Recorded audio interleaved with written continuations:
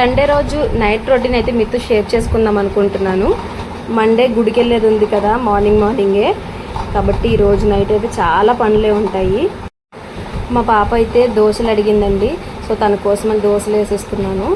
మధ్యలో వాళ్ళు ఏదో కామెడీ చేస్తున్నారు, వాళ్ళ వైపు చూసుకుంటూ మాట్లాడుకుంటూ దోశలు అయితే వేసేసాను. ఏ టైంలో ఏది అడిగితే చేసి పెట్టేదే కదా అమ్మంటే.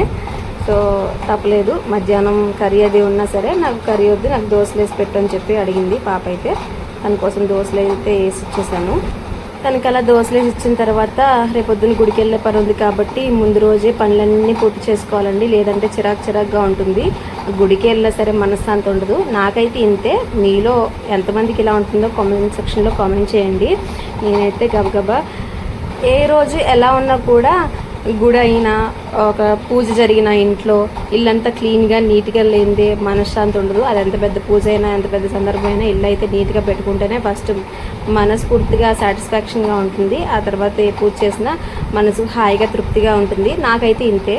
ఇల్లంతా తుడిచేసి మాఫ్ అయితే పెట్టేసుకున్నాను. మాఫ్ అయిన తర్వాత బయట కూడా కడిగేసి ముగ్గులు అయితే వేసేసుకున్నాను.